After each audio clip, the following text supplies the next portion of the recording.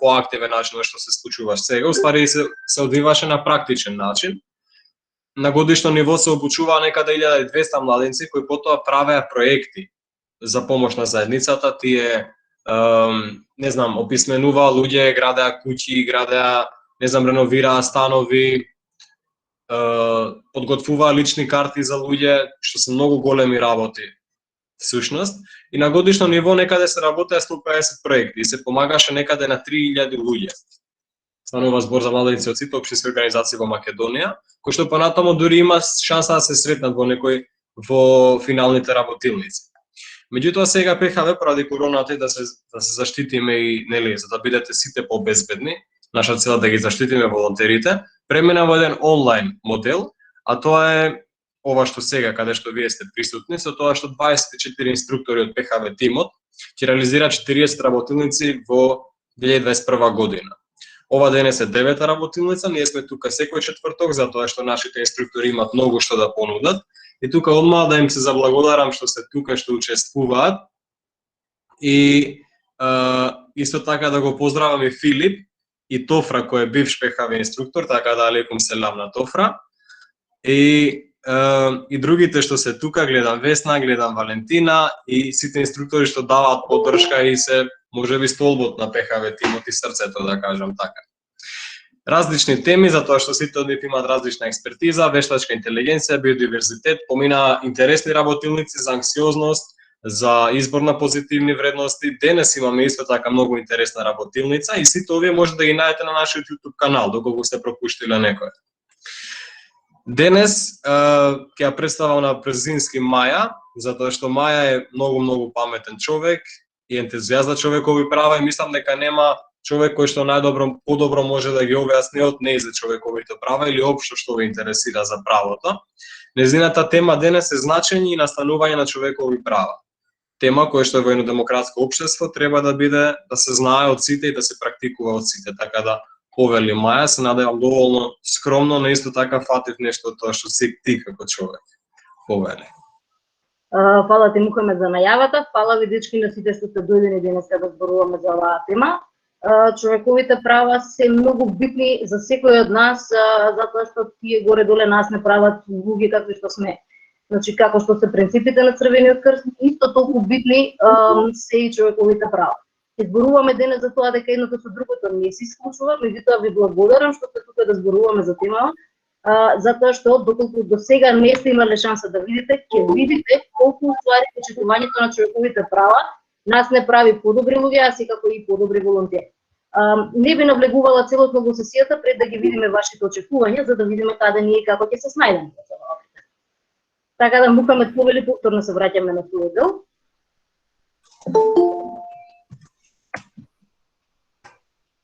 Вие ова сега со очекувањава го владеете подобро од мене, јас ќе ги читам пораките, меѓутоа слободно кажувајте, учувајте се што очекувате, што мислите дека ќе збориме денес, што би сакале да зборуваме денес, што би сакале да научите.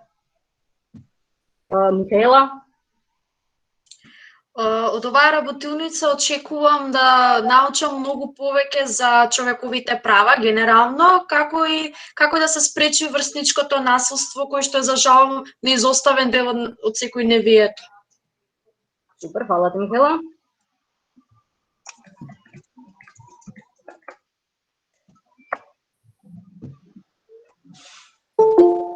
Александра прашува кога и каде најчесто се кршат човековите права. Супер прашање.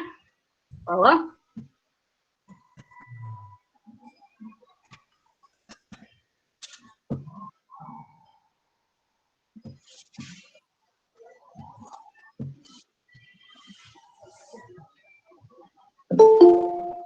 Дали има некој друго очекување? Правата на малолетниците и децата.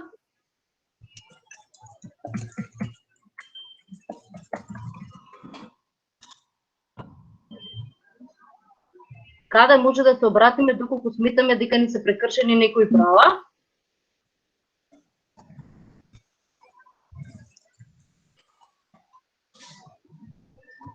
Анастасија прашува како да се заштитувам себе си и своите права кога тие се прекршени од лица со авторитет.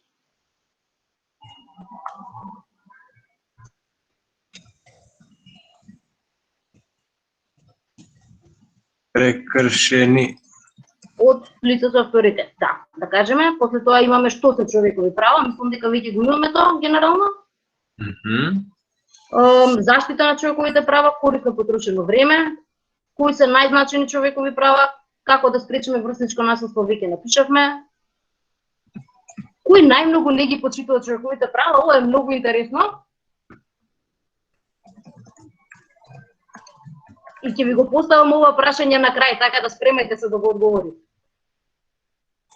Какви активности преку Црвен крст може да спроведеме за да ги промовираме човековите права, Марко?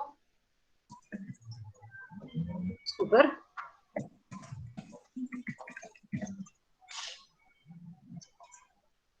Добро, и овие веќе се повторуваат како да го намалиме врсничкото насилство, како да реагираме, вистинската вредност на правдата, прашува Милчо.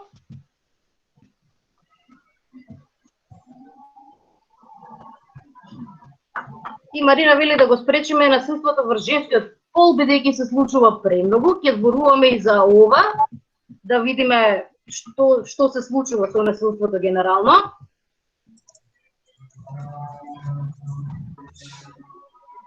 Да помогнеме на жртви. Би го ставила ова прашање на панела.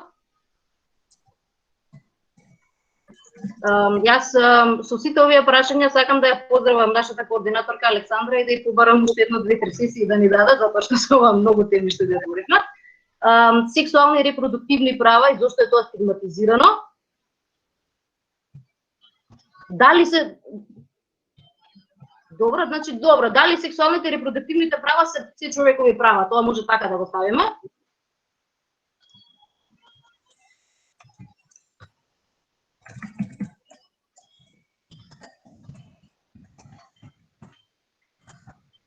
Јас од овие прашања можам само да заклучам дека вие сте дојдени стварно спремни на сесијава, фала ви многу. Спремни и жедни. Многу ми се допаѓа ентузијазмот, така да почнеме. Okay.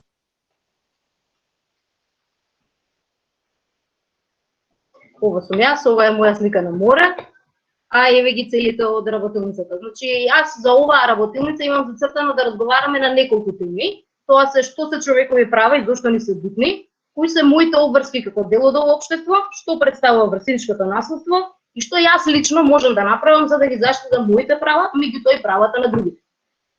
Генерално мислам дека се совпаѓаме со вашите очекувања, иако вашите очекувања се многу поспецифични, меѓутоа ќе ги опфатиме и со овие цели во една генерална форма, а понатаму можеме да дискутираме и за работи што ви интересираат. Правилата ги знаете, кренете раче од секое време ако сакате нешто да прашате или пишете коментар. Повеќе е ова замислено да биде како дискусија. Ќе имаме неколку видеа и тоа е тоа. Може да почнеме?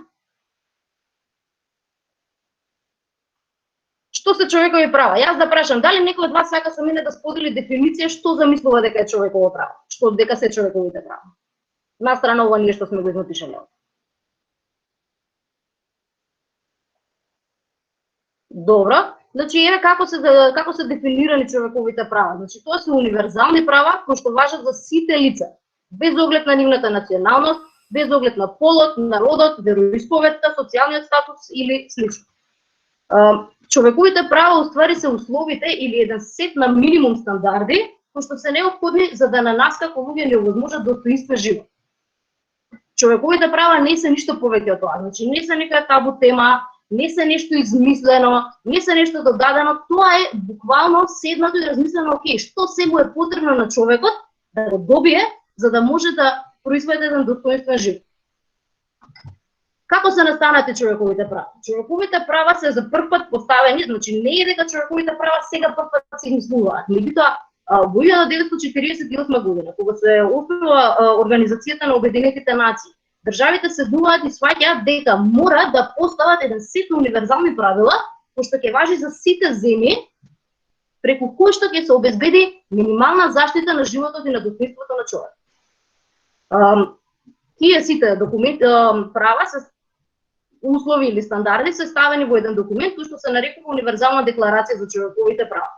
Сите земји членки на Обединетите нации ја имаат подпишана оваа универзална декларација И иако самата универзална декларација не е нешто што е обврзувачки само по себе, знаете вие декларација всушност значи прифаќање, меѓутоа не е присвојување. Сите држави понатаму овие права, овие стандарди ги имаат вклучено во своите устави или понатаму во своите закони. Така што нам во Република Северна Македонија правата не ги заштитува уставот на републиката и сите други закони кои што се донесени понатаму. Мухамед може следно. За да не зборуваме многу околу историјата, има едно интересно видео кој што е направено од Amnesty International. Видеото е навистина кратко, трае 2,5 минути. За жал е на англиски, меѓутоа јас направив превод кој што ќе го ставам овдека во чат за луѓето кои што не разбираат англиски.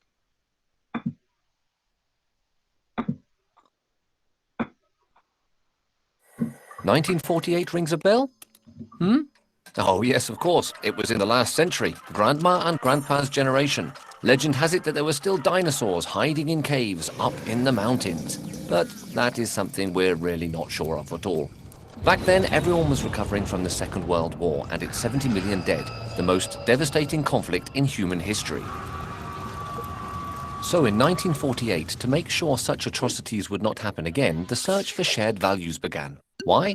Have people unite around a strong symbol, the Universal Declaration of Human Rights. What is less known is that it was adopted by the UN General Assembly and has become the most translated text on Earth. But what are human rights? The rights you are entitled to simply because you are a human being. In other words, everyone benefits from them from birth, without exception or distinction. The idea behind it is that these rights are like needs. They are absolutely necessary to live well. Without them, it would be the law of the jungle, and you'd risk being beheaded if your government didn't like your Facebook status. In the Declaration's 30 articles, there are the civil and political liberties, such as the right to life, the right to vote, freedom of expression, or the prohibition of slavery and torture. Rights are interdependent, indivisible, and interrelated. This means that if a right is not respected, a series of other rights won't be either. If you are homeless, you live in the streets, so you can't sleep. You get sick, you don't go to school, and won't find a job. Violation of the right to adequate housing triggers the violation of the right to rest, the right to education, the right to work, etc. These are economic, social, and cultural rights. Okay, so a great text was agreed upon, but who does what? Well, on paper, the state's mission is to take the necessary measures for the declaration to be respected. But in reality, there are some very bad students. The declaration is not a legislative text, it's an ideal. Its name says it all. It is a declaration. Therefore, it is not valid in a court of law. But most states have integrated human rights in their constitution, and therefore, they must guarantee them. You can defend human rights only if you know them. Everybody's role is to ensure they are respected. Collective conscience means that each and every person is responsible for everybody else's well-being. Therefore, we can all get involved, protest against injustices, and make the universal rights ideal succeed.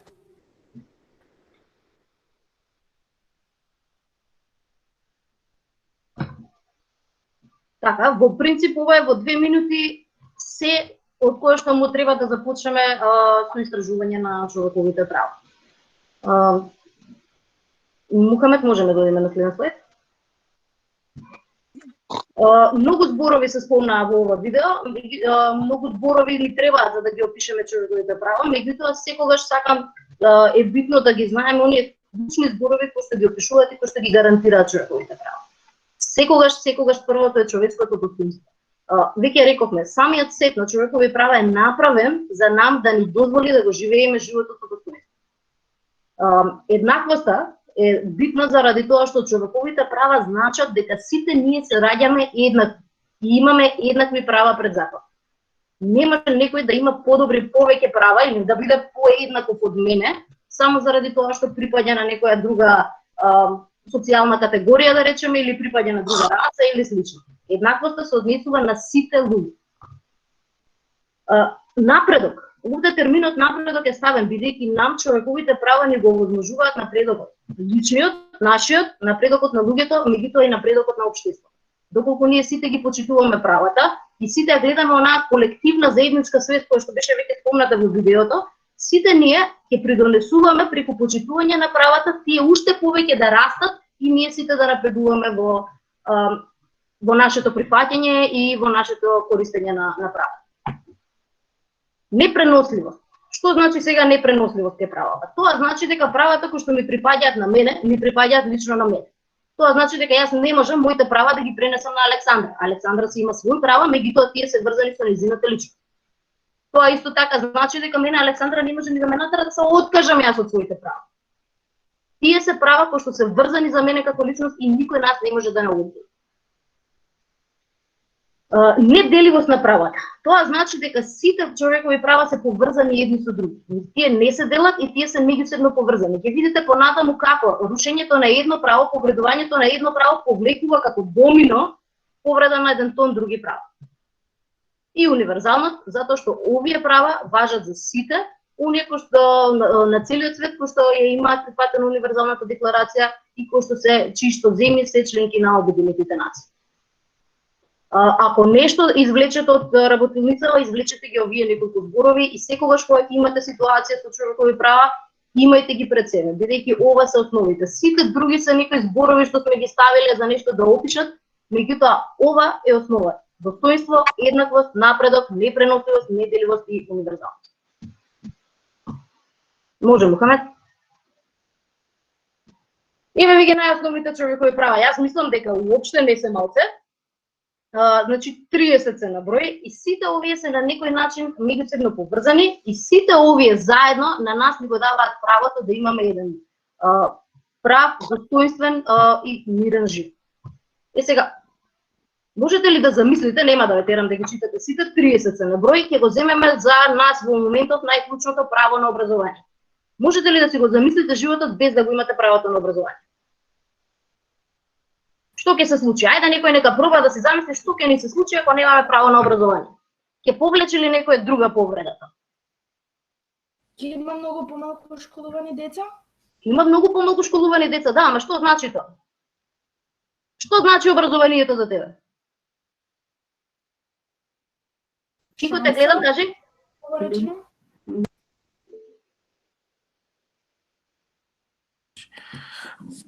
Значи, ако нема образование, потешко ќе се вработиме. Супер, Кико, фала. Чекај да ги видиме сега и другите. Сите по едно. Викторија? Ќе се намали нашето знаење за општите работи, нема да знаеме многу, да се снајдеме во живот. Точно. Весна има напишано нема да има развој, Милчо има напишано хаос во системот. Михаела? Доколку не би екзистирало правото на образование, нема да има прогрес, затоа што знаењето е мок и знаењето е сила, која што не држи сите заедно. Супер, фала ти. Мартин? Поголемо напредување и со знаењето општо со целиот живот. Супер, да. Андреј има напишано, ако нема образование, нема да има култура, нема да има знаење, нема да има ништо. Има уште неколку луѓе што сакаат да кажат, меѓутоа во корист на времето малку ќе ја забрзаме процедурава, ќе зборуваме за нешто друго дополнително. Да, образованието врзува многу работи. Врзува дека нема да можеме ние доволно да се образуваме за да можеме да придонесеме во културата. Нема да можеме доволно да се образуваме за да си одбереме работата што ја сакаме. Нема да знаеме како да си ги заштитиме нашите права понатаму. Ако немаме работа, немаме екзистенција, можеби ќе останеме без домување, можеби ќе останеме без социјална заштита. Сите тие работи се многу поврзани помеѓу себе. Да не се објаснуваме многу со зборови, имаме, мислам дека уште едно видео, Мухамед. Да, значи, само мал вовед да дадам. Едно од правата е да ние сите припаѓаме на некоја земја. Зошто е ова битно? И да имаме државјанство. Зошто е ова битно? Затоа што сите права се врзани, државите се обврзуваат да ги дадат на своите државјани. Затоа едно од правата е дека секој од нас има право да има државјанство. И заради тоа многу држави на луѓето кои што немаат никакво државјанство и нудат начин да добијат одредена заштита. Затоа што видите сега што значи да немаме државјанство. Повели Мухамед.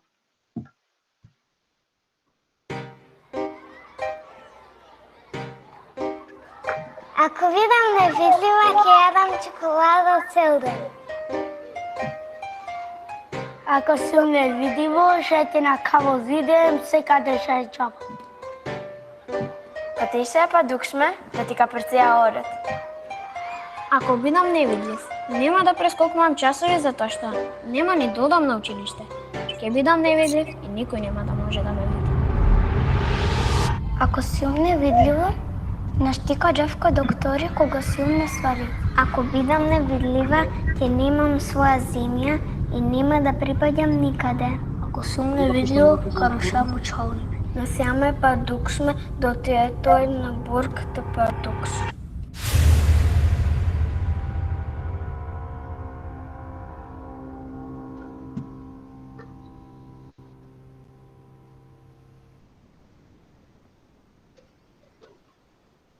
Дали е сега малку појасно колку ствари боле ако немаме некое право? Браво. Ова можеме да го направиме за апсолутно сите оние права кои што ги имавме до тогава. Секое право на некој начин е поврзано едно со друго и доколку едното право не се почитува, може да дојде до повреда на сите други права. Можеме да одиме понатаму?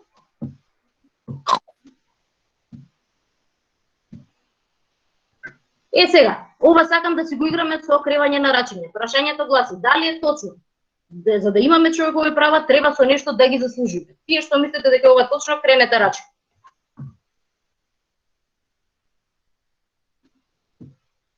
Тие што мислите дека не точно, кренете рачи.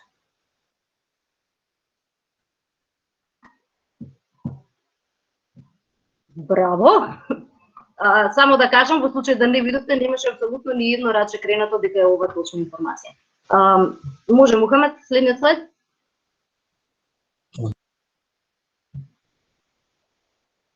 Човековите права не припаѓаат на сите од моментот кога се родиме. И тоа е апсолутната вистина и никој не може понатаму да ни ги одземе тие права. Никој не може да се ценка со нас за тие права. Никој не може да се условува со нас или да бара да се трампаме со правата. Правата ги добиваме и тие се секогаш наши. Може понатаму? Чекај, извини. Ива, имаш да кажеш нешто? Не од преска. Добро. Може, Мухамед? Сега, да видиме малку што значи по дефиниција тоа имам јас право. Значи, од моментот на раѓање веќе рековме, не штити еден сет на човекови права. Сите оние права кои што ги видовме, сите тие ги добиваме само што сме се родили. Сега, што тоа значи? Тоа значи дека правото на живот значи дека никој нема право мене да ме уби. Заштитата од тортура значи дека никој нема право мене да ме малтретира. Никој нема право да се изживува со мене. Заштитата од робство значи дека никој нема право мене да ме продаде, никој нема право мене да ме присили на бесплатен труд. Ова е како кога сме деца, значи имаме една заштита до 18 години, како растеме нашите права дополнително се зголемуваат. Да речеме со наполнување на 18 години добивам право да гласам. Добивам право да бидам гласана, да бидам член од владеачки структури на државата, да бидам пратеник во собрание, да бидам вклучена во владата. Сите тие работи вам би се дадени само со тоа што сте родени. Секоја држава има обврска да ги обезбеди на своите граѓани правата кои се предвидени во Универзалната декларација и други меѓународни документи. Сега ова го имаме овдека ставено, зошто? Затоа што вие сите знаете дека постојат многу конвенции кои што дополнително ги опишуваат и ги гарантираат правата на луѓето. Вие сите знаете за кои конвенции до сега. Да повториме материјал малку. За кои конвенции имате слушнато до сега?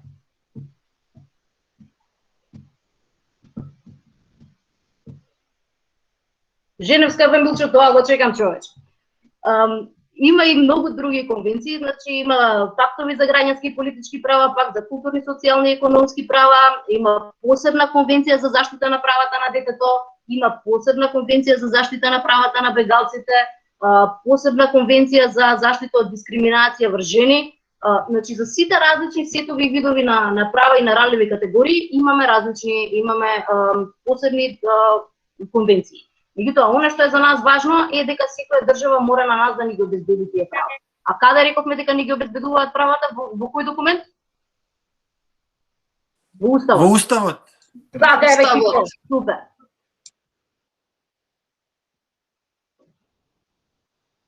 Значи државата нас не ги гарантира правата во Уставот и законите, меѓутоа исто така воведува правила, воведува обврски и воведува услуги преку кои што нас не се гарантираат права. Сега ќе пробаме да видиме како тоа нас треба да ни се гарантираат правата. Иди, Мухамед, следниот слайд. Значи, ние рековме дека овие права ги имаме. И викаме дека државата на нас треба да ги гарантира овие права. Сега ќе пробаме да решиме само едно од овие, а другиве може да ги оставиме за домашно да ги решите или да си ги размислувате понатаму. Еве да видиме, што мислите, како нас државата ни го гарантира правото на образование?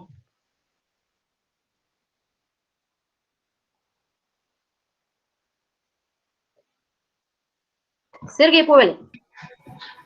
Па, мислам со одвајањето на училиштата, со факултетите, што ни овозможува да едуцираме во самите институции. Така е, така е. Значи, со отварање на училишта, со отварање на факултети, Мухамед вика дека го прави достапно, да, буквално го правиме достапно образованието, го правиме образованието да е задолжително за сите, да се обезбедат посебни материјали. Стефан дополнува дека е тоа бесплатно, а при тоа, да, Стефан, ова е многу битно, дека се плаќа казна ако детето не оди во училиште. Ова е комплетна заштита на правата на детето. Затоа што сите знаеме дека има и такви родители кои што не се ги пуштаат децата на училиште заради некои своји причини, дали за да работат на улица или за да прават било што друго. Така што да, сите овие работи нас не го прават образованието, ни го гарантираат правото на образование. Сакате да пробаме со уште некое право или достане за сега? Правото на одмор, ајде што да го пробаме.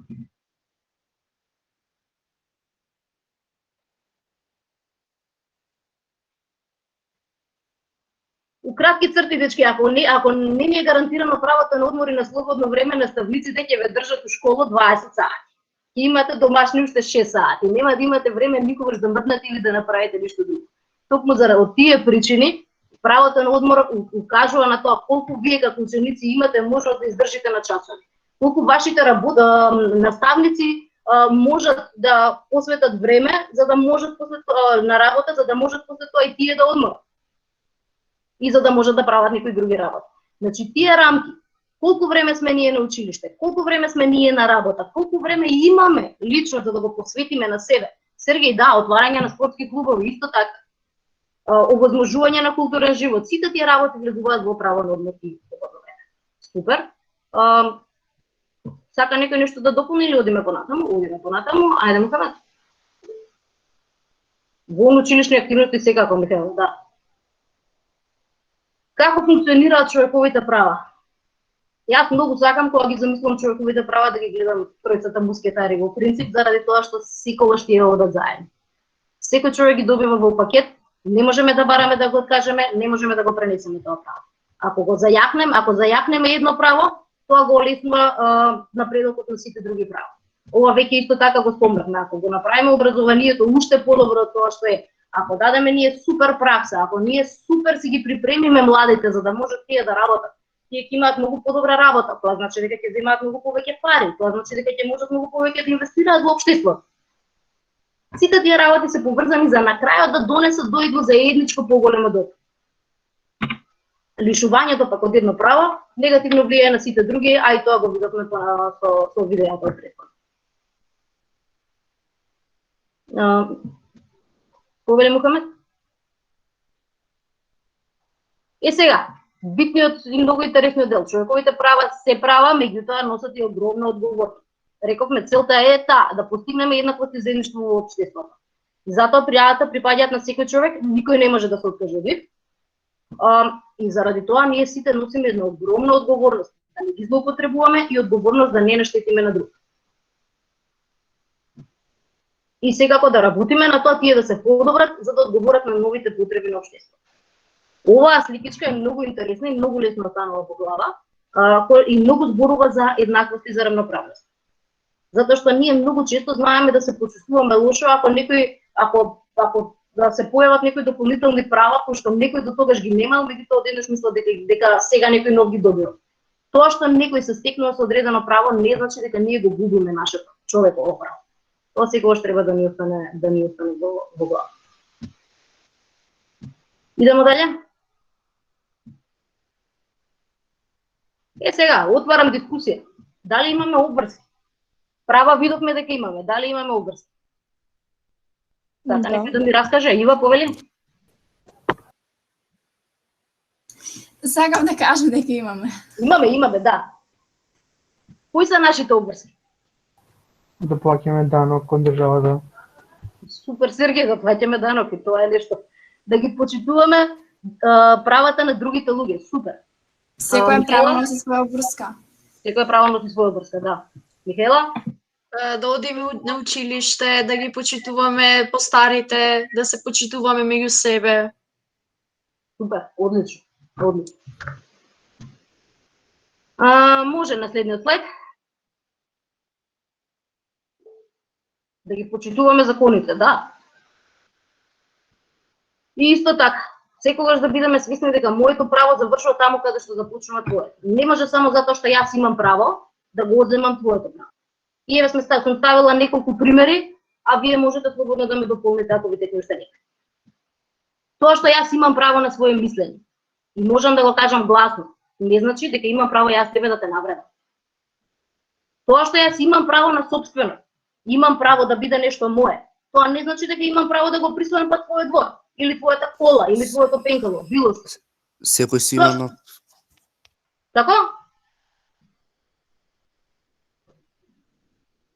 Тоа што јас имам право да припаѓам на одредена религија, на одредена политичка партија или слично, значи да одберам каде ќе бидам, не значи дека јас имам право тебе да те омаловажувам затоа што ти не си член на таа религија или не си член на таа политичка партија или не си член никаде.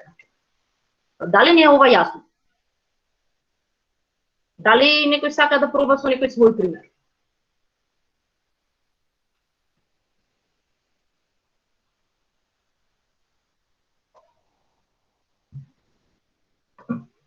Супер.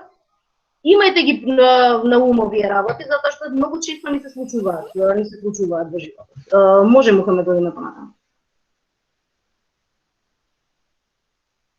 Некој имаше прашање како да гарантираме ние дека ги почитуваме правата. Имаме направив една табела затоа што мислам дека е вака полесно за сите. Почитувањето на правата личи многу едноставно кога веќе ќе ги научиме. Меѓутоа, исто така многу често знае да се случи да ние мислиме дека никому не повредуваме право, затоа што така изгледа тоа од наша перспектива, меѓутоа можеби е нешто различно. Неколку работи секогаш мораме да ги имаме пред. Дека мораме да ја почитуваме слободата на другите. Дека мораме да ја почитуваме личноста на другите. Мораме да внимаваме да не дискриминираме. Мораме секогаш да бидеме толерантни и мораме да знаеме дека ние носиме одговорност. Дали ни се овие работи јасни на сите? Дали сакате дали има некоја прашање во тоа?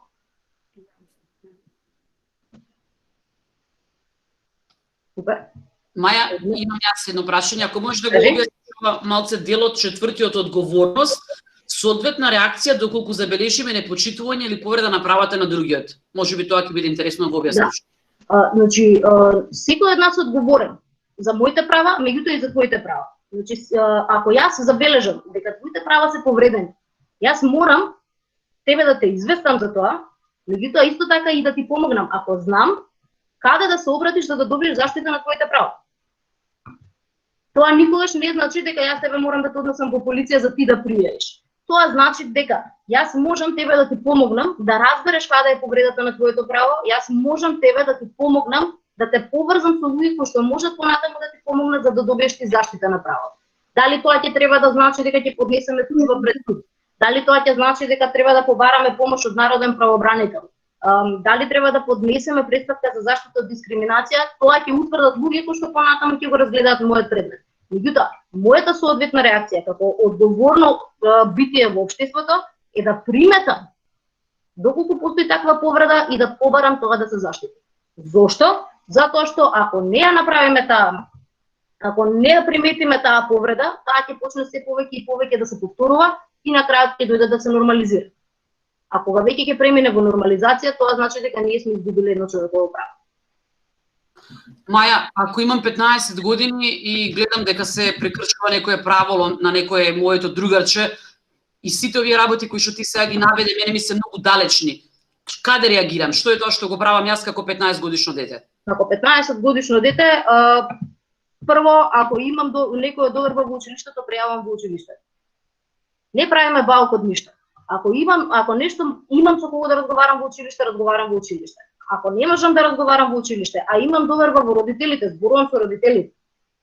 Ако не можам да разговарам, ми е срам да зборувам со родителите, тогаш се обраќам во првата невладина организација која што ми е на мене блиска.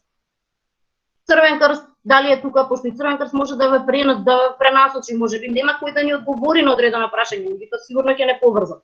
Било која друга локална организација која што ја знаете, која што било кај вас да направи некаква презентација, по секое време можете да искористите. И да побарате зашто. Битното е дека мора да се реагира, дечки. Битното е дека наше е да ги препознаеме тоа. Дате еден на еден. Омозмо? Наведно. Може, Мухамед? Не може. Да пред. Ајде да видиме сега неколку примери. Дали имаме повреда на право?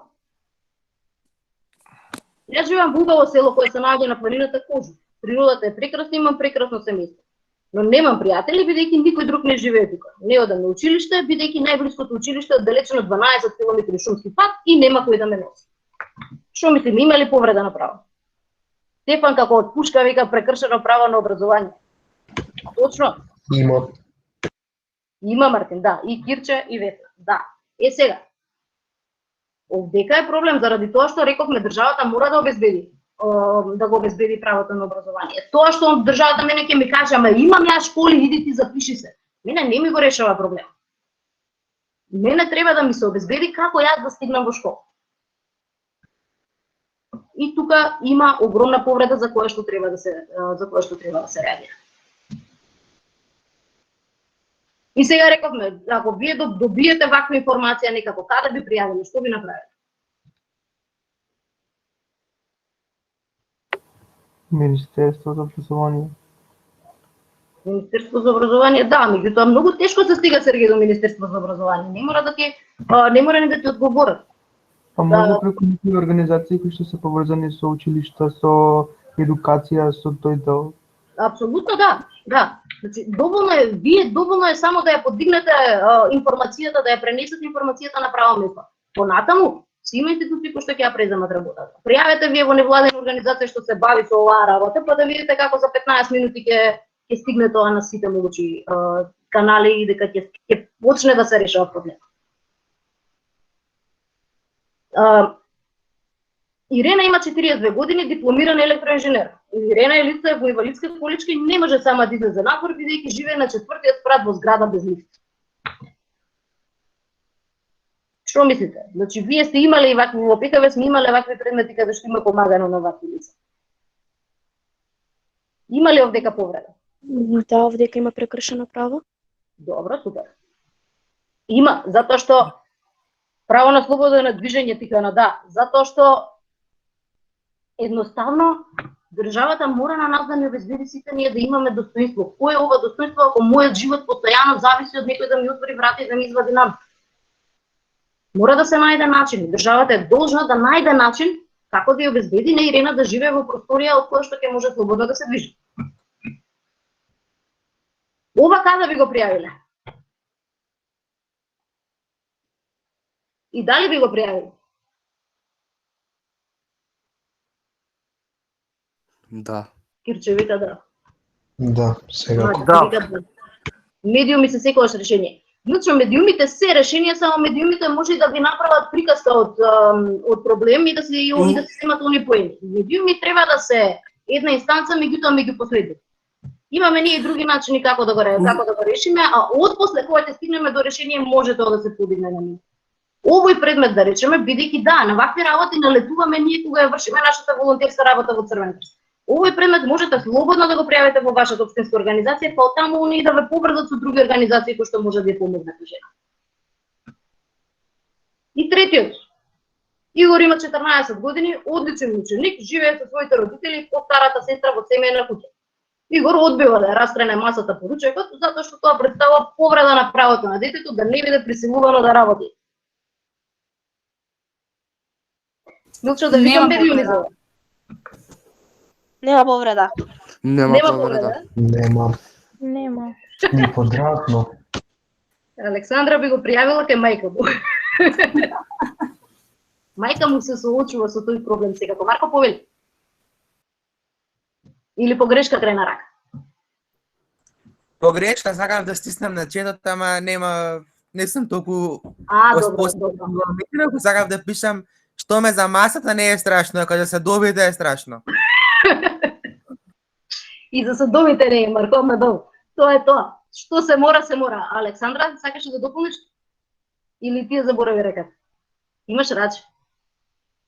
Дечки, значи, не можеме секогаш да се вадиме на тоа јас сум дете и јас сум заштитен. Не сме заштитени од основни работи кои што на крајот на денот значат наша добросостојба. И драго ми е дека приметивте дека нема повреда на правата. Идемо дале, Мухамед.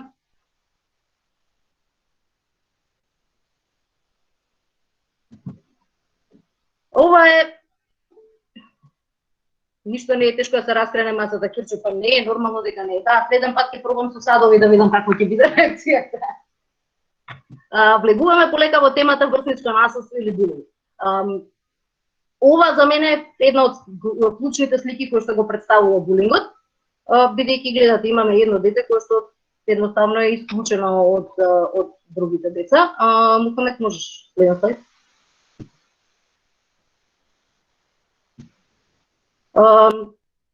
Што е булинг? Така некој да проба да даде дефиниција свое видување, како го замислуваме булингот? Бојана?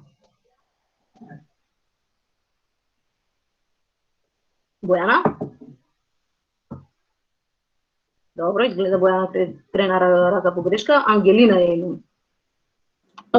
Булинг е кога како правиме разлика меѓу луѓето според нивните надворешни карактеристики и тоа не е воопшто во ред, бидејќи не треба така да ги разликуваме луѓето и сите имаме еднакви права кои треба да ги почитуваме и нашите и нивните. И тоа тие права не важат само за луѓето, например, од една националност, луѓе, пример, доколку имаме различни мислења, секој може да се го искаже своето и да, тоа. Стефан има напишано врсничко насилство кое најчесто се манифестира преку вербални и физички навреди. Стефан, да, ова е едно така по генералните и по клучните дефиниции. Тина и Милица сакам да ги пуснам после имаат крената рача. Јас булингот го сметам како посочување на некои insecurities кои ги имаме, а кои не можат баш да бидат посочени, бидејќи може да се сватат навредливо. Супер. Уште Милица? Па булинг е кога психички или физички влијаеме врз некоја личност или ја повредуваме само бидејќи има поразличен начин на размислување или друг став. Супер. Мухамед, прекршување на достоинство од едно дете на друго. Тоа е тоа, Кико повели. Сакав да кажам за ова. Значи, булинг може да ти се деси уште на интервју, ако, например, најголем булинг на интервју, ако те праш, например, ќе дадам сега еден пример за жените. Ако отидем некоја млада жена на интервју и која ќе ја видат, одма ја прашуваат дали планираш да имаш дете. Тоа е најстрого забрането на интервју да се праша. Кога планираш да останеш трудна. Значи, добро, фала Кико. Тоа е за на интервју, не сте стигнати до интервјуата за работа. Ама супер, тоа е точно, никогаш не смее да се праша дали некој планира семејство и дали кога планира да раѓа деца. Имаме едно кратко видео за да можете со слика да видите како сето тој, како изгледа булингот и каква штета прави на општеството. Видеото исто така преводот од видеото ќе го пуштам во чат. Everyone is picking on him. The cyberbullying gets worse. Boys from his school have been making life difficult. Around the world, 1 in every 3 students are bullied, and many more see others being bullied. Many victims don't know who to turn to and become isolated and depressed. They start missing classes or drop out of school altogether.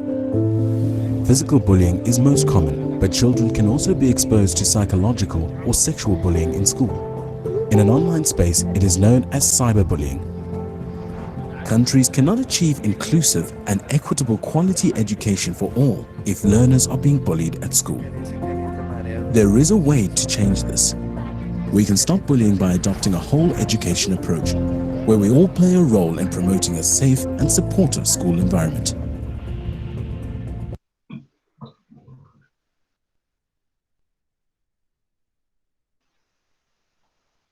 Супер. Сакам да знаете и да бидете свесни дека булингот е меѓу најчестите повреди на правата на детето. Сега, зошто го ставаме како повреда на правата на детето? Затоа што го повредува достоинството, го повредува интегритетот. Еве, Симона напишала многу влијае врз менталното здравје на човекот. Па и не сам влијае на менталното здравје, влијае на прифаќањето, влијае на тоа како понатаму ќе се однесува. Гледате дека многу деца уствари се отпишуваат од училиште, не одат на часови само за да не го трпат,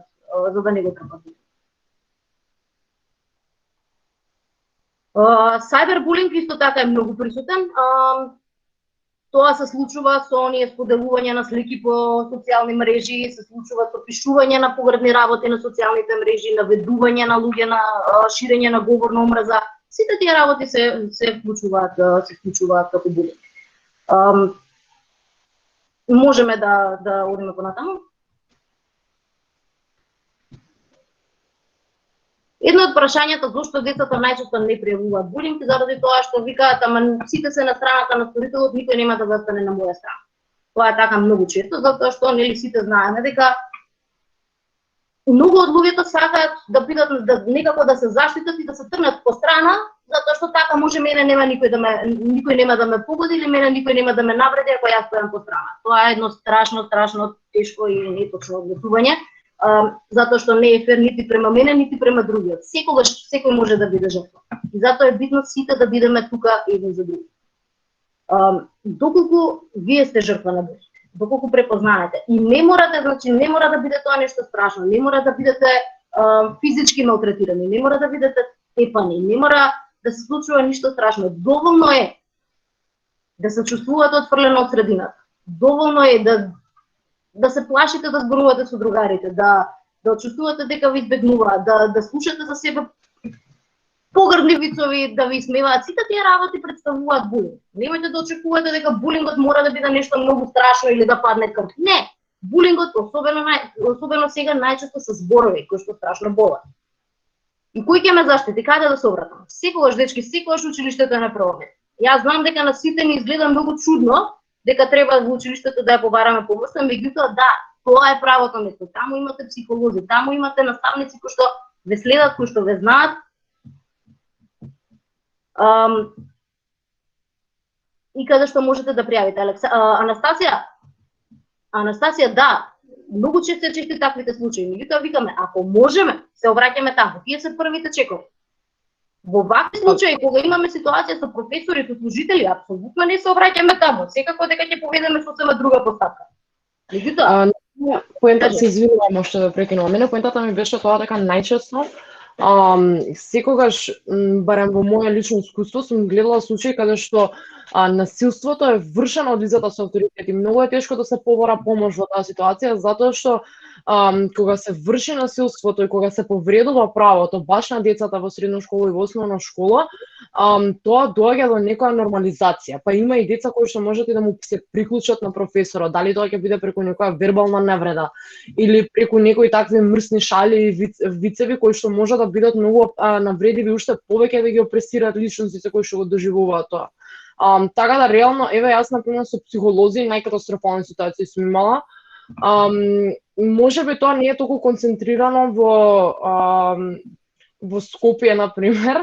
Тоа сум го забележала кога сум имала контакт со луѓе, меѓутоа во градовите што се надвор од центарот на Македонија, тоа многу е често. Или пак родителите во однос на сексуалната ориентација, во однос на личноста на детето и на она што сака да го прави и не доаѓа таа поддршка, туку најчесто уште го намалува ефектот на менталното здравје врз детето и се опресира скроз.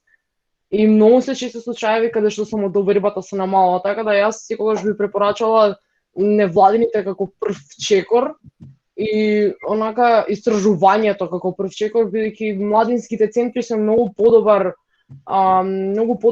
ресурс за решавање на ваков тип на проблеми отколку училиштето или родителите.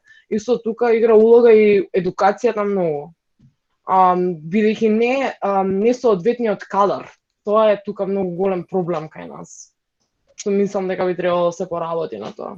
Се согласувам, таму на тоа ќе стигнеме на следното поле. Меѓутоа сега во моментот располагаме за жал само со овие ресурси. Точно, невладините организации секогаш ќе помогнат подобро. Меѓутоа, ако имаме проблем кој што се однесува меѓу врсници, можеме да ја пробаме оваа шанса. Ако мислиме дека можеме, ако не можеме, во секој случај излегуваме од таму и одиме да бараме поддршка. Клучната поддршка исто така треба да биде во пријателите кои што може да бидат поддршка. Меѓутоа, дајте им шанса. Таму каде што немате ваква ситуација, дајте им шанса и на наставниците да ја обезбедат заштитата. Ако не ја дадат заштитата веднаш, онда одиме сите многу гласно, многу силно да го бараме решението. До тогаш, вие сте тие кои што треба да го побарате тоа од школото, за самата школа да види дека има проблем со кадрот и дека кадрот не ги разбира вашите проблеми. Се додека ние се тргаме од таа средина, едноставно испаѓа дека па добро, ние ова не ни очекуваме школото да го прави, нема зашто ни они да се подобруваат. Така да нашата обврска малце е тука и да притиснеме за школото да си ја знае улогата во нашите животи. Дали наставник има право да нарече ученик криминалец, бидејќи не го вклучил микрофонот на онлайн настава да правил тест? Значи, Дарко и Воислав, што и да ви одговорам, нема да ви го реши проблемот за овде. Нити се снимаат часовите, нити е тоа нешто, не знам ни во каква насока е се тоа. Колку и да е смешно, сепак тоа не е во ред. Не, дека не е во ред, не е во ред. Маја, ако може да додадам нешто во однос на ова што го кажа Анастасија, сметам дека слайдот кој што е прикажан ги дава сите три опции и секој пристап на секој од вас треба да биде индивидуален. Значи, некој ќе ја побара поддршката во домот, зависно во какви релации, во какви услови живеете. Доколку за цело време имате поддршка, имате возможувачка средина во вашиот дом, секако дека тоа треба да биде прво место. Значи, за некого можеби самото училиште, можеби близината со некој наставник или со некој педагог или психолог во училиштето ќе биде решение. Можеби невладината организација ќе биде на трето место. Така да сите опции се отворени. Не значи дека за секого е исто сценарио, туку тие се како можни понудени решенија. Мухамед Велики is left the meeting. Јас сум тука. Тука ли си? Можеме да одиме на следниот слайд. Сега, да ве прашам, дали врсничкото насилство се казнува? По закон да. По закон да. Укор од училиште. Големен надзор од родител, старател, обврска се плати сторена штета, одговорност за сторени прекршочни кривични дела. Значи, сето ова според штетата која што е направена. Значи, нема да одговара никој кривично, само затоа што, да речеме, ве задевал, ве малтретирал со зборови. Тоа не е нешто зашто се казнува кривично, меѓутоа за тоа и тоа како следува укор од училиште. Треба да следува. И токму од овие причини ние овие работи мораме да ги пријавуваме, за да може сето тоа да се следи. Доколку однесувањето на ученикот не се промени, не се подобри, затоа што, гледате сега, она што го спомна Анастасија, нас ни треба обука, меѓутоа не им треба обука само на наставниците, им треба и на децата, затоа што многу често учениците не знаат дека прават штета. Они мислат дека тоа едноставно дека им се може, дека не е никаква штета, дека не е никаква повреда, дека тоа што се они посилни не значи ништо што не се навежба и тој другиот па да му врати. Они така се мислат. Затоа што и укорот од училиште и зголемениот надзор треба да има некоја едукативна улога за тие ученици да сватат дека прават грешки и да се поправат, да го сменат своето однесување. Доколку целиот овој булинг произведе некаква дополнителна штета, да речеме, знаеме се случувало некој да му скинат ранец, да му скинат облека, доколку се случи тепачка или доколку толку многу дојде малтретирањето тешко на ученикот и ученикот оди на психолог или на психијатар, апсолутно може да се побара, да се утврди зошто е сето тоа настанато и да се натераат родителите на тоа дете, бидејќи детето нема пари, нема таква одговорност да ја плати таквата штета. Значи имаме начин како да му вратиме на сторителот, само што мораме да ги пријавуваме овие случаи и мораме да забележуваме дека се случила таквата штета. Гледам рачиња кренати. Поче први, Весна. Да, Маја, ти благодарам. Јас сакав да се вклучам во овој дел како ето представник од училиште во едно, освен волонтер во Црвен крст. Сакам да кажам дека Секое училиште има кодекс на однесување со кој учениците се запознаени уште од самиот почеток на нивното школување и на почетокот на секоја учебна година се запознаваат, кои се тие правила кои треба да ги почитуваат.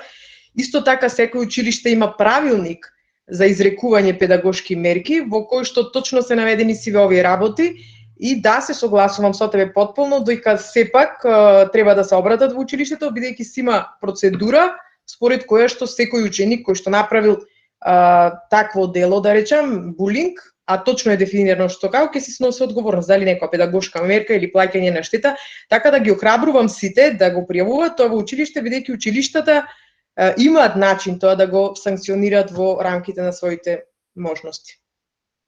Фала ти, Весна. Михаела и Милица. Јас имам прашање.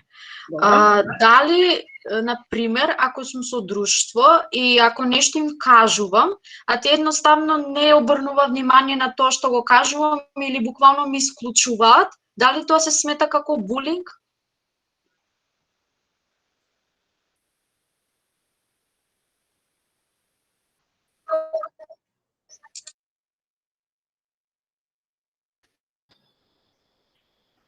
Маја, тука си, Маја, како да се укочи малце? Мислам дека повторно ќе ја префрлам тука на психолозите. Не слушате? Не те слушавме, Маја. Слушавме, Маја, не, повтори. Сега дали е окей? Сега да, те слушаме. Значи, Михаела, да, исклучување, намерно исклучување од друштво е апсолутно булинг. И треба да побараш заштита за тоа. Меѓутоа, таквиот вид на исклучување треба да побара заштита во училиштето, бидејќи тоа е навистина училишен проблем, а ако училиштето не постапи, онда пријави дека училиштето не постапува за да може да се бара одредено решение. Во ред, благодарам. Милица? Јас мислам дека повеќето деца на кои што се врши булинг дека не го кажуваат тоа, бидејќи имаат некој страв или пак мислат дека нивните чувства едноставно нема да ги вреднуваат или дека не им веруваат. И повеќето тоа го преќутуваат. Милица, апсолутно, ама тоа е и целта на тој што го прави и што ја прави штетата, дека толку многу ќе ме замолчиш, што јас ќе мислам дека сум комплетно безвредна. Токму тоа и се случува. Ама затоа ние сме тука, Мухамед, можеш да одиш на последниот слайд сега. Затоа сме ние тука. Да приметиме што се случува и да дадеме поддршка на другарот што е во неволја. Никој нема да пријави. Јас сум трпела булинг и сум ќутела. Затоа што ми било срам да кажам, сум мислела дека уште поголема штета ќе направам. Сите тие работи ти поминуваат низ глава. Сум помислила, ама што ќе кажат сега моите, како сето тоа ќе изгледа, зошто дополнително да ги загрижувам, а од друга страна се повлекуваш во себе, не си истиот човек, не ти се оди во школа, не можеш да се сконцентрираш на часови. Зошто? Затоа што некој мисли дека е многу поголем фраер од тебе. Не е во ред. Меѓутоа тука, ако не можам јас да се помогнам сама, очекувам дека пријателите ќе видат што ми се случува и ќе застанат на моја страна. Затоа што јас би го направила истото за нив. Така што нашата најголема улога тука е токму тоа. Да си ги следиме пријатели, да видиме што се случува. Поддршката не мора да биде ќе застанам јас сега заедно ние да се тепаме, мислам. Меѓутоа може да биде еве ќе разговараме заедно, ќе дојдам со тебе да пријавиш кај директорката, ќе дојдам со тебе во невладината организација да зборуваме за тоа. Зашто ти треба тука? Тоа е нашата улога. Само така ние можеме да ги охрабриме децата што трпат булинг да го пријават тоа и да стават крај на таа тортура. Да, некои мислат дека ќе ги етикетираат, дека преувеличуваат сите тие работи, ама токму тоа е целта, како толку многу ќе те зезам што никој нема да ти верува. И ти ќе мислиш дека е тоа нормално однесување, а не.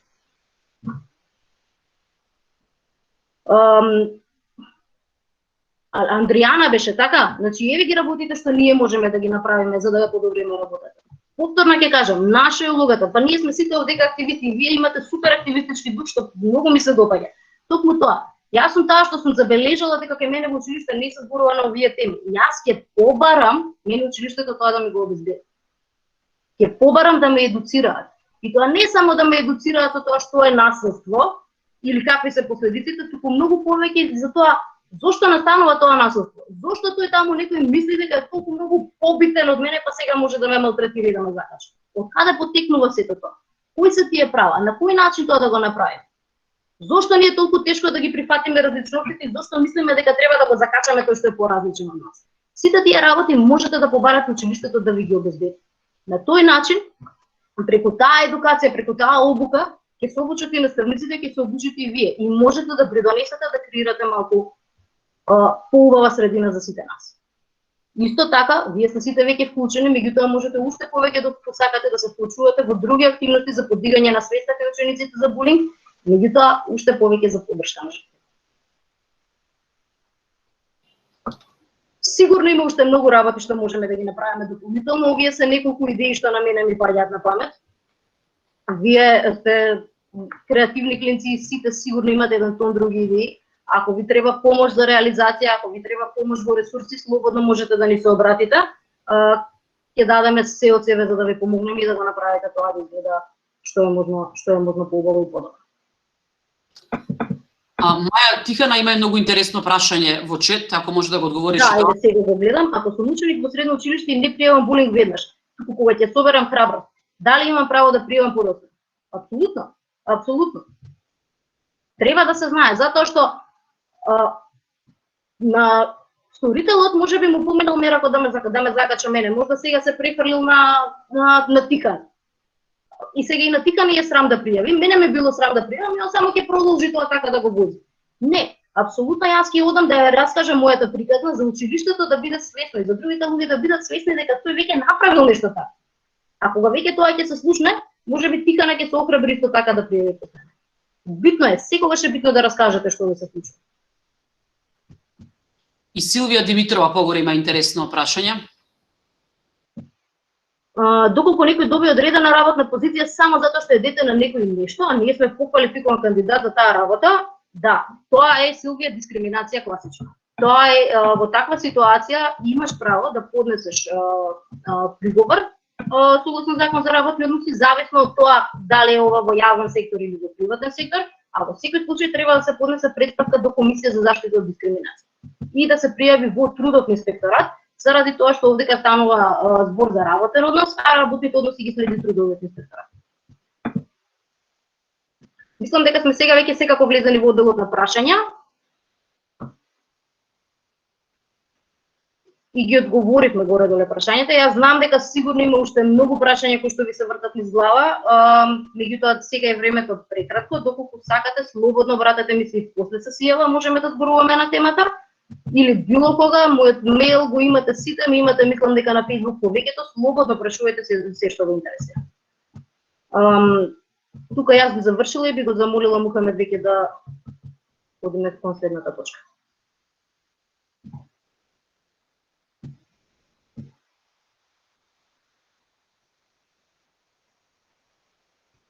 Очекување од работилницава, што се многу ситни. Да научиме за човековите права и како да го спречиме врсничкото насилство, дали поминавме? Па мислам дека го отворивме, го поминавме. Кои се најзначајни човекови права? Три прашања, дечки, сите се значајни. Зошто? Затоа што се поврзани меѓу себе. Кој најмногу не ги почитува човековите права? Ова реков дека ќе ве прашам. Што мислите? Кој најмногу не ги почитува човековите права? А тоа што се наоѓа во позиција на надмоќ и на кој што мисли дека има моќта да ги злоупотребува? Многу добро кажано. И Александра вика човекот, политичарите вика Марина, Јована вика супериорните. Во принцип, луѓе кои што не знаат или кои што едноставно не сакаат да знаат дека и другите луѓе имаат право. Тоа се луѓе кои што треба да ги едуцираме или по пат на едукација или по пат на казна на крајот на денот. Дали научивме како да го споиме Црвен крст и човековите права? Да. Тоа тек ќе видиме, очекуваме резултати. Дали сексуално-репродуктивните права се човекови права? Да, се. Мислам дека веќе одговоривме едно со прашањето на Кико. Ако сакате за ова да зборуваме повеќе, значи уште еднаш барајте ме, контактирајте ме, може да зборуваме на тема. Како да се заштитам кога моите права се прекршени од лице со авторитет? Значи заштита број 1, знај си го правото, заштита број 2, рековме, што рековме? Пријава, дечки, пријава, таму каде што верувате, пријава, ништо друго. Да помогнеме на жртви, ова го зборевме. Кога и каде се кршат човековите права, и ова зборувавме. Права на деца зборувавме делимично, меѓутоа тоа е сосема друга и поголема тема. Каде да се обратиме, мислам дека поминавме. Родово базирано насилство, многу малце фативме, меѓутоа и тоа е цела една огромна посебна тема. Мислам дека за денеска сме били успешни, само да ги видиме и дали беше уствари корисно потрошено времето, да ме прашам. Беше. Да, дефинитивно. Дефинитивно, да. Да, многу ми е драго. Онда заклучувам дека сме ги остварили нашите цели.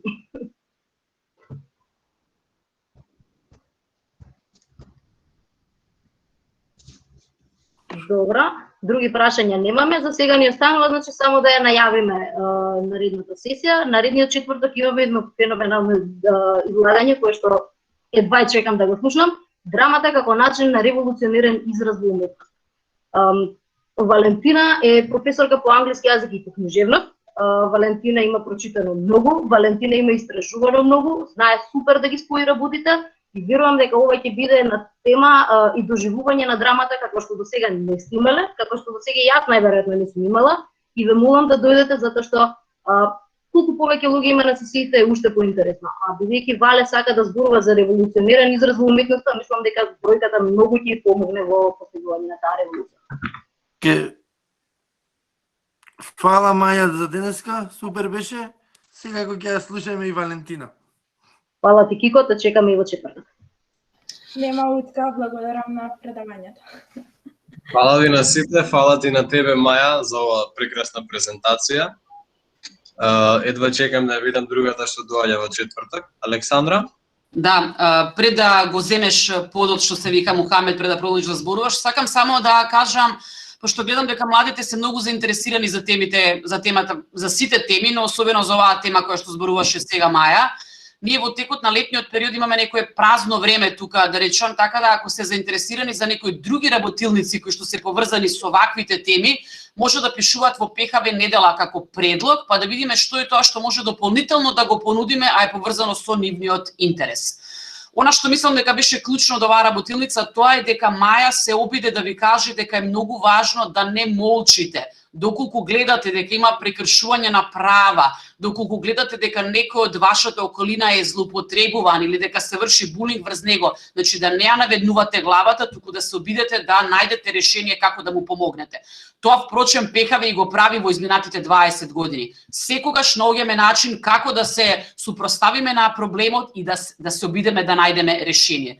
Тоа сме го правеле за комшиите, за пријателите, за социјално загрозените. Многу е важно и нашите соученици, на луѓето околу нас, да им помогнеме. Маја, ти благодарам. Фала ви на сите. Да имаш аплауз, Маја, ќе го пуштав. Не, да, дај да се сликаме.